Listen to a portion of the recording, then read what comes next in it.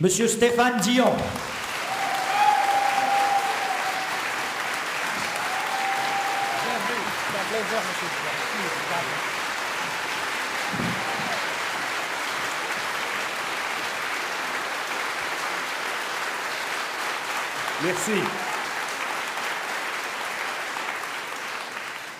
Merci. Merci beaucoup. I'm pleased to see that despite Enbridge very strange mapping, the beautiful island of Vancouver still exists.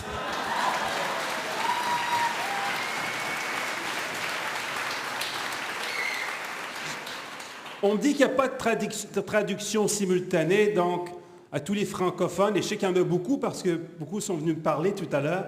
Je m'excuse, je vais livrer le discours en anglais, mais je vous assure, une version française du discours existe. Madame Wells l'a peut-être déjà reçue. Elle sera disponible pour tout le monde, ainsi que la version anglaise. Et s'il y a du temps pour les questions à la fin, ça me fera plaisir de répondre en français aux questions qui me seront posées en français. Alors, je suis ici pour le Canada. I'm here for Canada.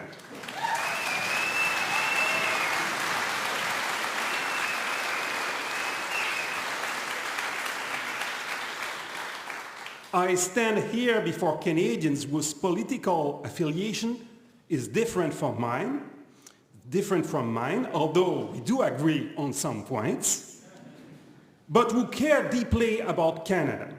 The speech I'm about to deliver here today is the same speech I would give, word for word, whether I were speaking before the Conservative Party, the New Democratic Party, or before my dear Liberal friends. But it is the Green Party that has invited me, and I am thanking you for being so open-minded. Although knowing Elizabeth May as I do, this comes as no surprise.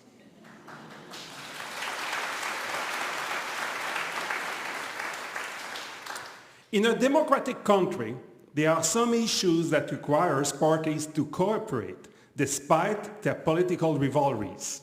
Such issues include the fundamental rules that are the very expression of democracy. And this includes our voting system. Ideally, all political parties should agree on the voting system. And to achieve this, the parties need to talk to one another. A voting system is more than just a way of tallying votes.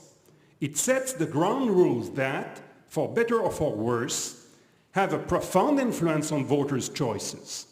The behaviors of politicians and political parties, parliamentary proceedings, and government operations are affected by the voting system.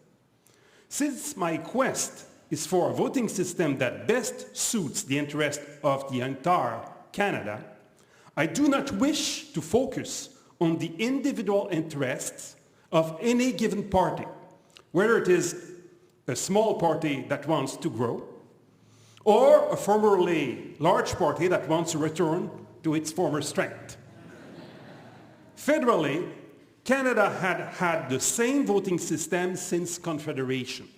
So why change anything when Canada works relatively well overall?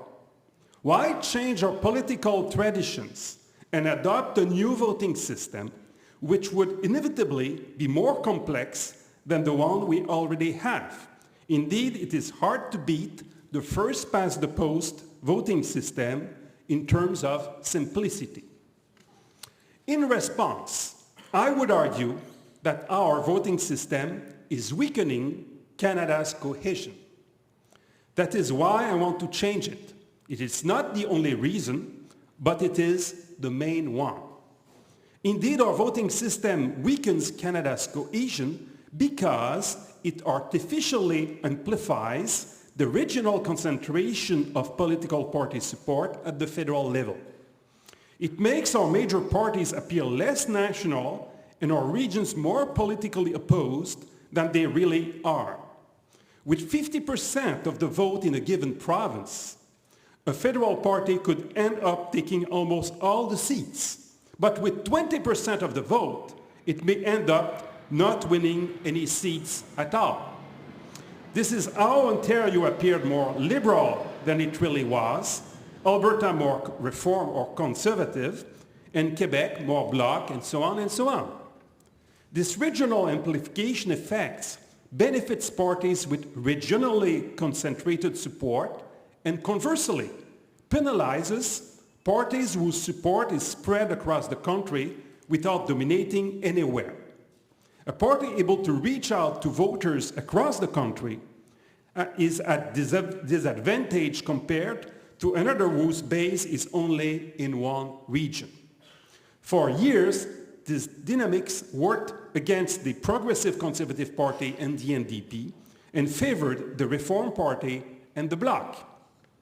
The next federal election, expected in October 2015, will be held under our current first-past-the-post voting system.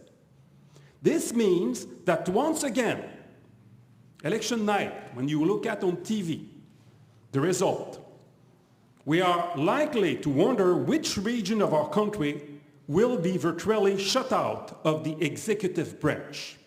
Will it be the West, or perhaps Quebec? In 1979, it was Quebec. In 1980, it was the West.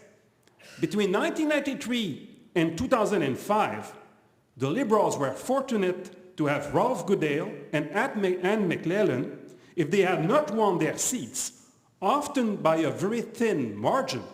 Saskatchewan and Alberta would not have been represented by strong ministers for a period of 13 years.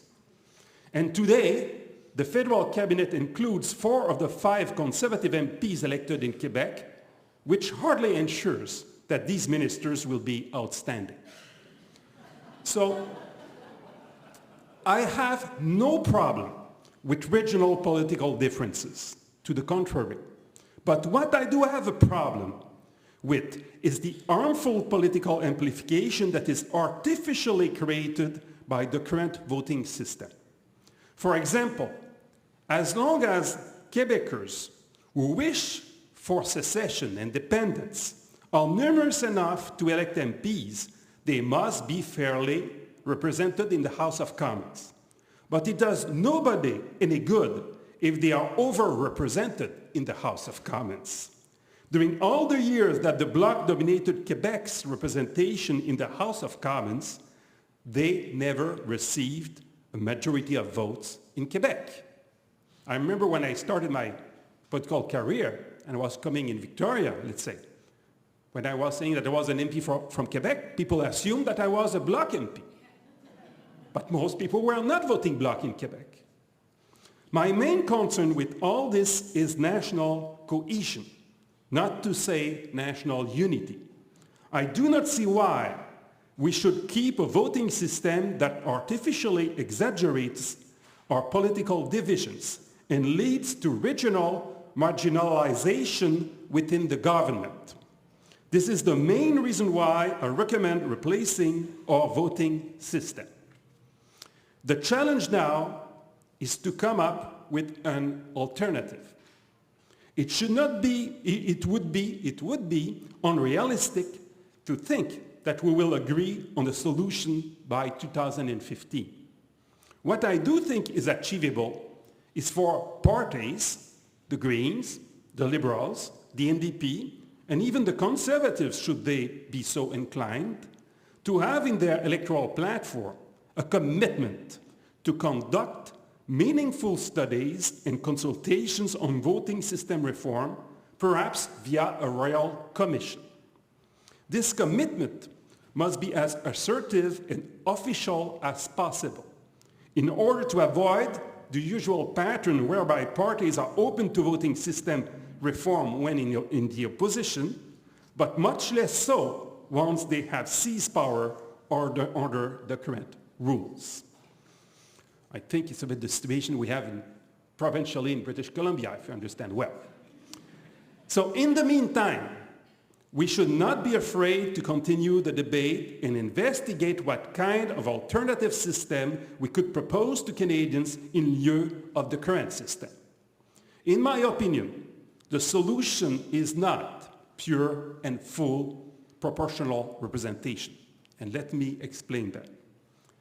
That voting system, pure proportional representation, promotes a proliferation of political parties and does not encourage them to aggregate preferences and interests, including regional interest. Pure proportional representation is not recommended, especially in a country with strong regional identities.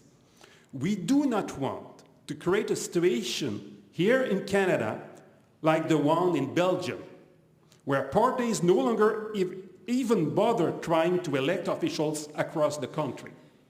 In Belgian federal elections, all parties, including the Greens, try to get elected in a single region, where they anchor their positions, only then to face tremendous difficulty trying to forge together a stable, cohesive national government for the country.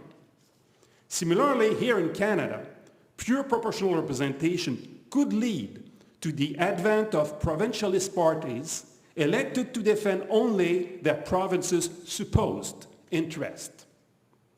We therefore need to temper proportional representation in order to prevent the proliferation of political parties and to encourage parties to aggregate the regional interest of such a diverse country as Canada.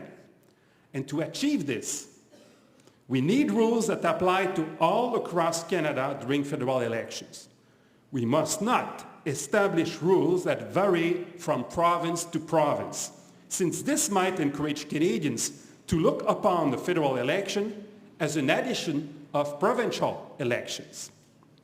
In my opinion, this is the main disadvantage of the proposal that was made in 2004 by the Law Commission of Canada.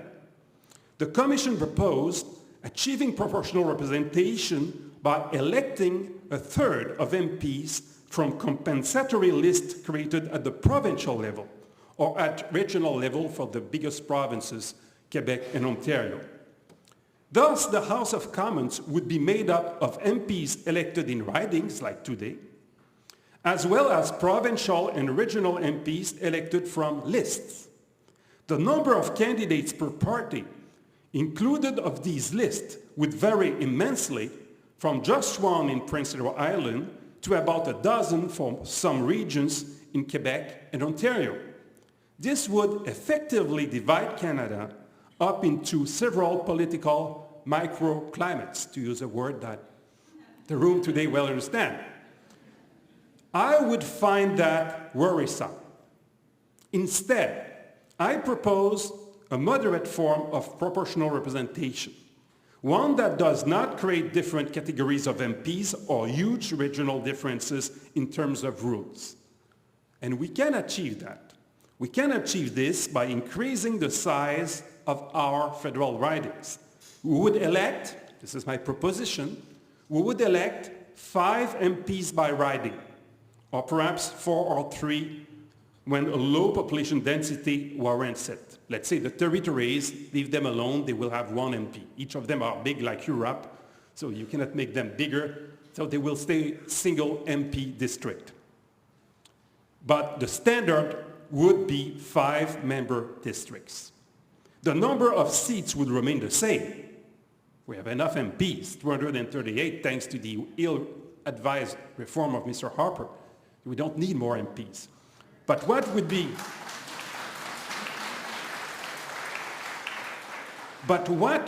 reduced is the number of ridings. This would give Canada a type of proportional representation that would reduce the artificially amplified regional concentration of seats won by the various parties. Indeed, any party obtaining the most votes in a given riding would be unlikely to win more than 3 out of 5 seats. Thus, seats would be truly up for grabs in all ridings, even in the most conservative ones in Alberta or British Columbia. And the most liberal ones, I guess we still have, in Toronto and Montreal. True, larger ridings would comprise several communities and not only one. And many people will complain about that because the ridings will be 5 times larger. But it is also true that with the current system, Not every community has its own riding. In fact, all too often, the boundaries of our small ridings split our communities into 2 or 3 parts. Every time the electoral map is revised, I have to fight to make sure this does not happen in Saint-Laurent or Cartierville, the 2 communities that form my riding. With larger districts, it would be easier to guarantee that each community remains intact within the same riding. True, this means 5 members district system. This means that individual MPs would no longer hold a monopoly position in their ridings. They would have to coexist with the 4 other MPs in the riding. But you know what? This can only benefit their constituents. Today,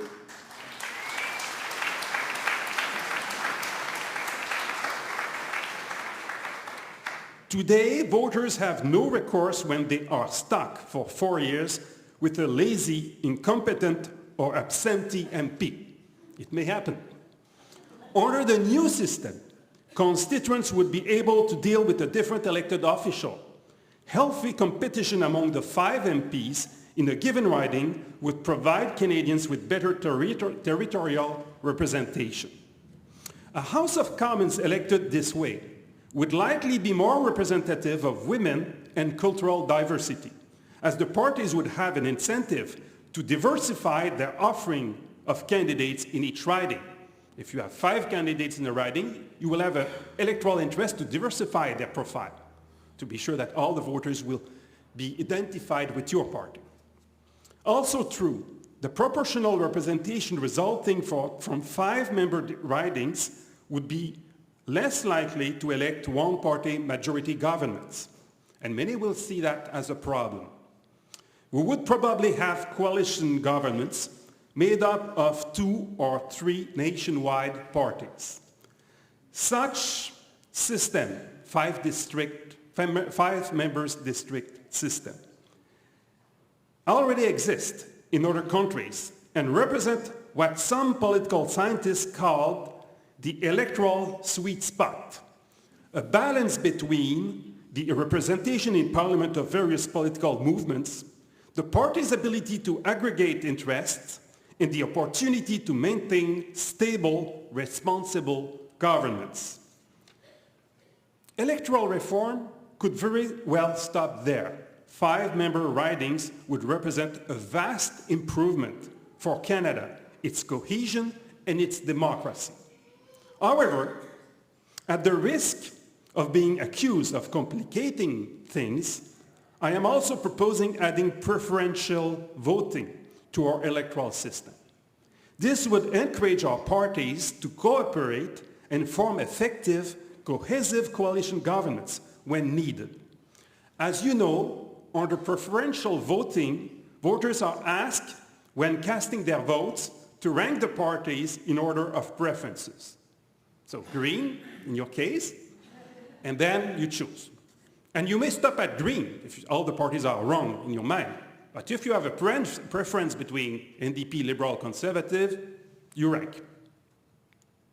The great advantage of preferential voting is that it promotes cooperation among the parties, because it is actually in each party's interest to persuade those who support other parties that it represents a second acceptable choice.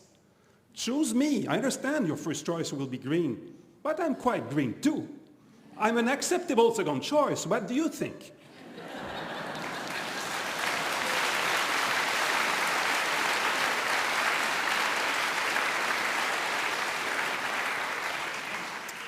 The parties are thus encouraged to highlight not only wedge issues and attacks, personal attacks.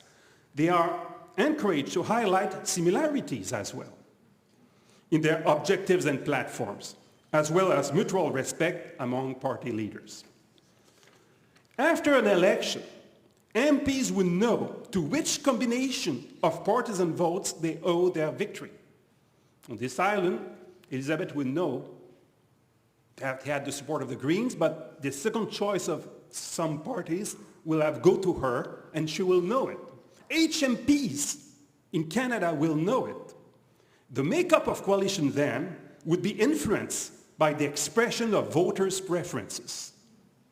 It will be more democratic. And as a result, the coalitions are more likely to be coherent. Accordingly, preferential voting would mean a healthy improvement for our national cohesion and more broadly for our political culture. So the trade-off is, yes, it will be more complicated, but it's much better for the country. If we put my proposals together, we get an overall picture of what I call the proportional preferential personalized vote, P3, P3. A Quebec think tank on federalism, l'idée fédérale, the federal idea, published my proposal in April 2012, and it's why Elizabeth invited me here today. Thank you. I take sole responsibility for the views expressed in that paper, although it was published with the consent of Liberal leader Bob Rae. Concretely, this is how the P3 voting system would work. So, remember, the typical riding has 5 seats. You go at the ballot box. First thing that you do is you rank parties according to your preferences. So as I said, green for you. And after you choose if you want to rank the other parties. Once you have done that, you look at your first preference, in your case it's green. You have 5 green candidates. You pick one of them. You choose one of them. And after, that's it. You leave and you go home. It's not more complicated than that. So now, how the ballots would be counted. First, the voters' first party preferences would be counted. If one or more parties in the riding have not enough first preferences to get one of the 5 seats, you eliminate the weakest one of them, the one that received the less votes. And then we consider the second preferences of the voters of this party. And you repeat this exercise until all the parties that are still in the running have at least 1 seat. And it gives you the number of seats by party in the riding. Once it's done, you allocate these seats to the candidates that receive the more votes. So let's say that on this island, the Greens received 2 seats. So who of the 5 candidates of the Green Party will receive these 2 seats? The one that received the more votes. And that's it. It's not more complicated than that. This is the way P3 would work. Granted, it is more complex than the current system. But I would argue that P3 is not more complicated than most electoral systems used around the world, and that Canadians are as intelligent as other human beings.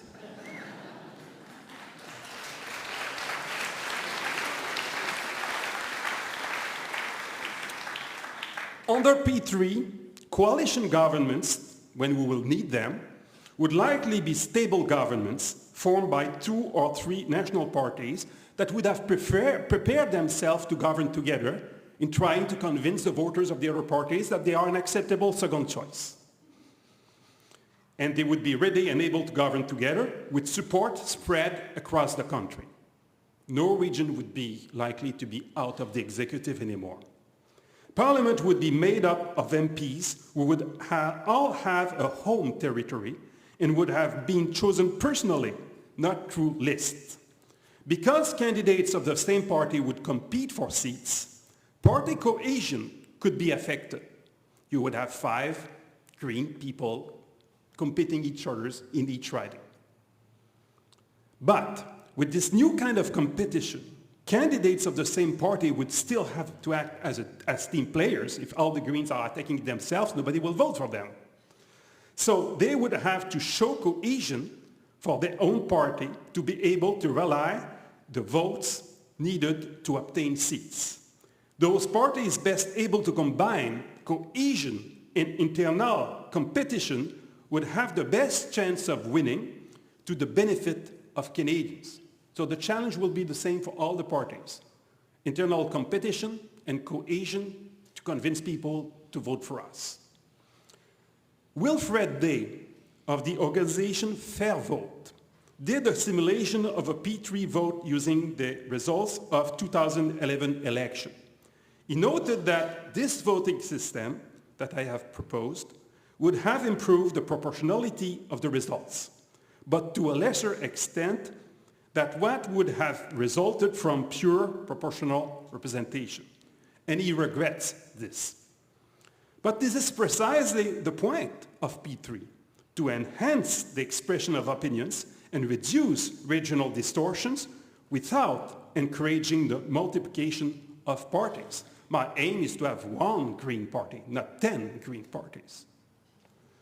As Mr. Day acknowledged, the kind of simulation he does not take into account the changes in political behavior that P3 would promote.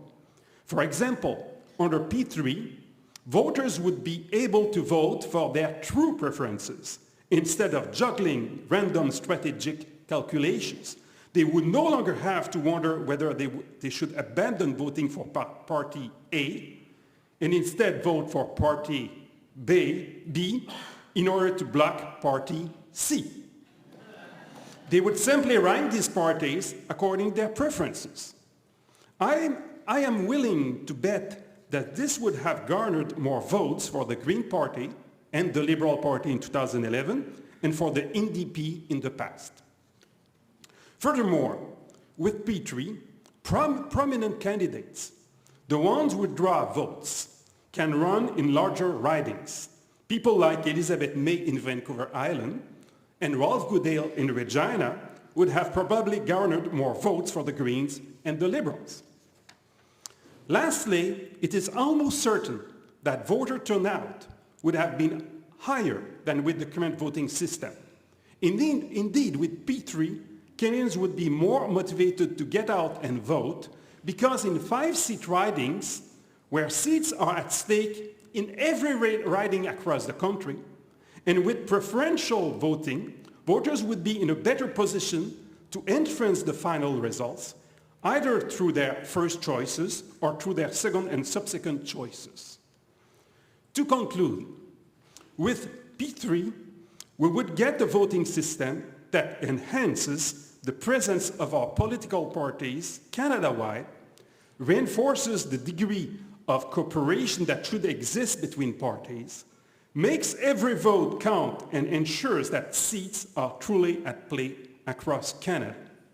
P3 voting would be a customized voting system for Canada, a set of ground rules that fit the characteristics and needs for cohesion of our vast, decentralized, pluralistic, and diverse country.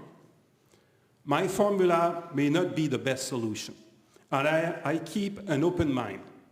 I am ready to discuss this issue with Canadians of all political color, green, red, orange, and blue, and with anyone who is looking for ways to make Canada a more democratic and more unified country. Merci beaucoup.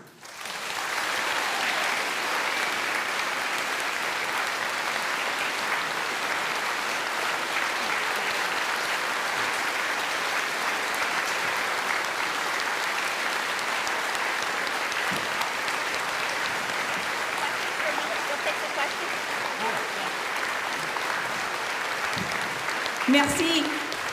Merci tout le monde. Thank you, everyone. Monsieur Dion is willing to take some questions. I see that Eric is, people are lining up at those mics in the middle of a standing ovation. I think we all note something historic here. And Stéphane made note of it, and I want to acknowledge it publicly. It is all too rare for leaders of federal political party to express mutual respect. It shouldn't be so rare. But Stéphane and I have made history, and I am never going to be anything but enormously grateful to him and proud of the fact that we did make history. And I'm going to go to the first microphone and ask Adriana Magnato-Hamu to state her question. Hi, my name is Adriana Magnato-Hamu. I am the climate change critic for the Green Party, and you and I have corresponded by email. I want to thank you for stealing our carbon tax policy in 2008.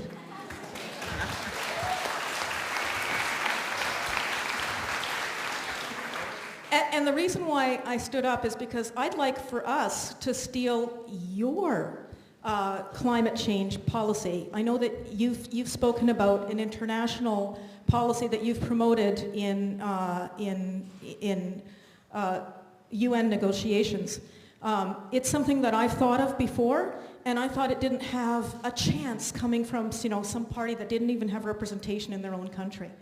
But you have so much respect internationally on the climate change scene because of your really good work in that field. I know that was received very warmly, and I'd like for our party to hear that, possibly absorb it and expand it. And you might find that if you get a more receptive audience with the Green Party, you might want to switch sides. Thanks. No,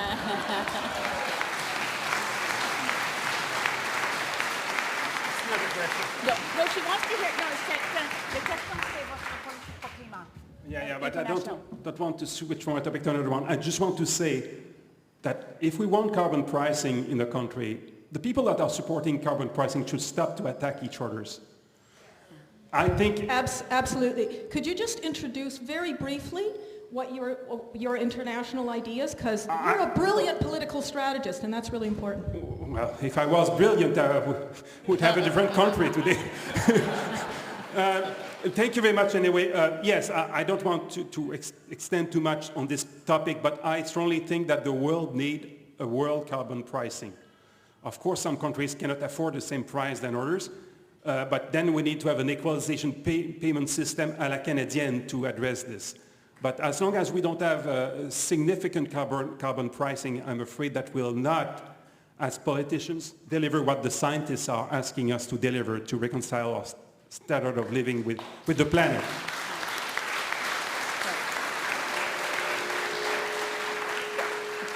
Going over to Eric, second mic. Yes, I want to thank you for putting so much effort into crafting an alternative electoral system proposal and putting political capital into presenting it around the country in many different fora. I want to ask you, going back into history a little bit, in 2004, the late Jack Layton was quoted in the Globe and Mail as saying a non-negotiable precondition of any coalition with the Liberals would be holding a referendum on switching to a new method of electing MPs. But in 2008, when you and Mr. Layton crafted a coalition agreement, exactly like he's saying, nowhere in that agreement was anything on electoral reform included in the final text. I was just wondering if you could enlighten us, was that brought up in the discussions and it didn't make it into the text, or had a change of opinion happen in between? Why did that earlier promise not translate when it came time to put ink to paper on a coalition agreement? I don't remember exactly if we discussed this issue because we were so much focusing on the economic crisis that the government of the time, Mr. Flaherty, Mr. Harper, were denying to exist. It's why we needed to do something, and all our discussion were about that. But anyway, both the NDP and the Liberals and the Greens were committed to look at this issue. Madame May and I, when we agreed to not run in each riding, it was part of our agreement that if we were successful to have a government, the government then would be in obligation to do what I'm suggesting, to have a deeper review of the electoral system that we have and to try to find a consensus to have another one. So Mr. Layton and I knew that we were in agreement about that. So it may be because of that it was not in the agreement at the end of the day. John Stryker. Merci beaucoup, Monsieur Dion, pour vos mots. We spoke when we were discussing the size of Parliament on the committee, and at that time I was the President of the Green Party of Canada. Thank you for your questions then. Eric asked about the history. I'd like to think of the future. Imagine now that we're in the future and we have P3. And it's there, we're there, this is terrific. I'm wondering, how do you think we got there? Because we engage Canadians. Some said, just do it, be elected and do it. I have some doubt about that.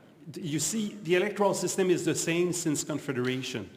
It's quite a change for Canadians to elect their MPs differently. And if you do it by surprise, I don't think it would work. So we need to convince people that first we have a problem with the system of today, which is so simple to understand, but at the same time creating results that are not optimal. according to the cohesion of the country. And second, once it's done, to agree on a change. And if we have P3 at the end of the day, it's because you had this consultation through a commission that came to a result that built a consensus and is likely to end up to a referendum. And then you have a new electoral system. That would be an improvement for the democracy of Canada. I'm very convinced of that. Jerry Sear from Winnipeg. Just two questions I'm trying to clear up in my mind. How would P3 affect election financing? Can small parties finance the fielding of multiple candidates? Well, Mr. Harper decided that we don't have financing anymore for political parties. I don't agree with that, but it's the rule we have now. I think if we have still financing, I would suggest that parties will receive money according to their first preferences. That would help a party like you, because it's very likely you would have more first preferences than the votes you have now. Many people that today don't want to vote for the Greens because they think they will lose their vote, you're not strong enough in the riding, will say, never mind, it's my first choice. And if they don't, we are not numerous enough to have a seat, at least I will have made my preference known, and my second or third preference will be at play. So I would suggest that the way to fund parties through the vote they receive should be through the first preferences. Winona. Winona Elizabeth Cook. I'm from Salt Spring Island. Thank you for coming out and honoring us with your words. I just want to make sure I'm clear on one thing, because in our election, we had 4 very good candidates. Well, we had 3 very good candidates, and we had an incumbent who is popular. But anyways, my race. What I'm trying to make sense of, and I just want to make sure I understood what you were saying in the way the P3 would work, is that we have, like, Elizabeth will explain her riding to you, but we've got very many diverse sites of population that are hard to get to. So when the candidates actually come, it's a really, like, a big event. With 4 candidates, we had trouble getting through the all candidates meeting and allowing people to talk and questions to be asked. And I'm wondering, I'm sitting here thinking, how would we ever do 20 candidates? And that's my question, is each party putting forth 5 people so that we would actually be looking at an election platform of 20 people? Why 20? It's a 5-member district. 5, but that's my question to you. Let's say on the island of Vancouver, I understand next time they will have 7 seats at play. So why not to have 2 ridings instead of 7? One of 4, the other of 3. And then you have proportional representation on the island that we don't have today. Okay, so maybe I misunderstood you, because I understood each party would put forth Yes, each 5 party, candidates. Yes. Yes. For each I riding. want 5 liberals running. For each riding, though. Yeah. So that's... But you have less ridings than today, so it's not more candidates at the end of the day. Oh. You have still 338 seats. Yeah, no, I understand the seat business. I'm just worried about how we're going to have 20 speakers, because as I said, we had 4 parties, so if they're each running 5, in our district, it just seems a little cumbersome to me, and I'm not sure The district is 5 times bigger, though. The district is 5 times bigger. You need people to cover the district. I understand. So, okay. I Thank think you. we're getting to the answer. I think you've got a good point. So, Actually, I was in one of these all-candidate meetings where there were 4 candidates from each party representing. Yeah. And the way that was handled is that for each question, the parties each selected 1 candidate to speak on that issue. So it's kind of like everybody took their turns. It was a big stage. There were 16 people that were speaking, but only 1 party spoke at a time. Or you may have different debates in different areas of the riding. And the best champion of their area will be the representative of the party. It's really for each party to decide the way they want to campaign. The system itself will not decide that. It will be your strategy, which one of the five who want to be prominent during this debate or that debate. Okay. Just to let you know, we're only going to be taking 2 more questions, so people standing at the mic who aren't in the front of the line will have to go now, just to break it to you gently. And take a question here. And I think that wasn't your question? No. Oh, okay. Well, we'll go here and we'll go back to you. Sorry, Don. It looks like... Okay. 2 more questions from Monsieur Dion. All right, my name is Matthew. I'm from Halifax, Nova Scotia. You're from Antigonish. Antigonish. I'm actually, from Antigonish. It's a small town. Thank you. I guess it's sort of touching on what John Stryker had said about, what do we do now? It seems like there's a bit of a discussion going on at the moment between the podium and some of the speakers. And I really believe that the process of collaboration up to 2015, collaboration, cooperation, and communication will provide an opportunity to show that we can cooperate outside of a different system. And it will really kind of give an opportunity to have this dialogue. And what do you see, Mr. Dion, as being an effective way to communicate this on the grassroots and to sort of build these coalitions outside of your proposed and very brilliantly sort of designed P3 system? The question is what we should do after this meeting? Yeah. Well, I think we need to discuss the issue, and the Green Party should commit, I think it's already done, that in your platform it will be very clear that we are willing to investigate other electoral system than the one we have. And I have some job to do with the Liberal Party about that. And once the commitments are made, hopefully by all the parties that we have in the House of Commons, in the meantime, we should continue to have this dialogue. So I know that I'm invited in different places in Canada to discuss my proposal. If some of you want to invite me again, I will come. I think we should be able to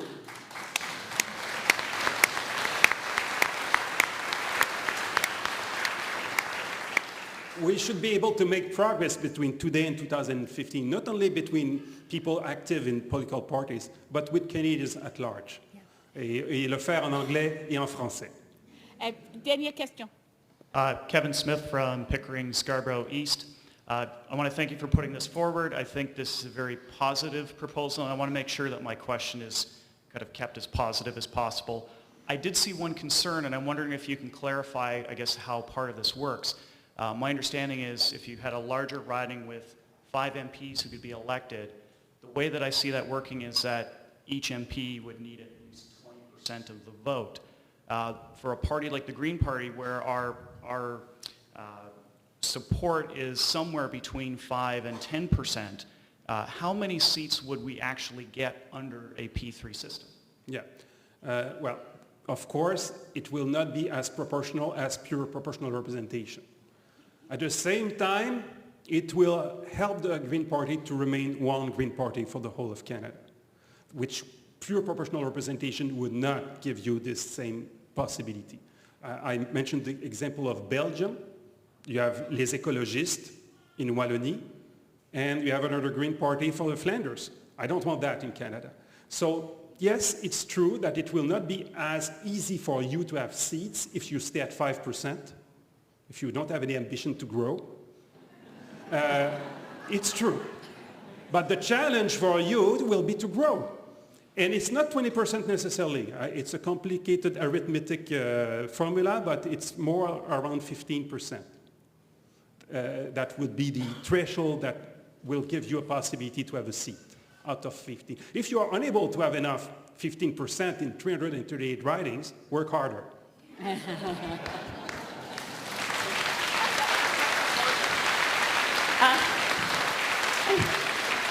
I think I'm not going out on any limb here to say that there is no other member of Parliament who could possibly have engaged with us on a discourse on the regional strengths of the different Green parties within Belgium. I just want to point that out. This is not something you find vastly understood within Liberal, NDP, Conservative, or even Bloc ranks. I think we've all, and Stéphane, thank you for taking the time. Thank you for being brave enough to accept the invitation. It seems obvious in many ways, but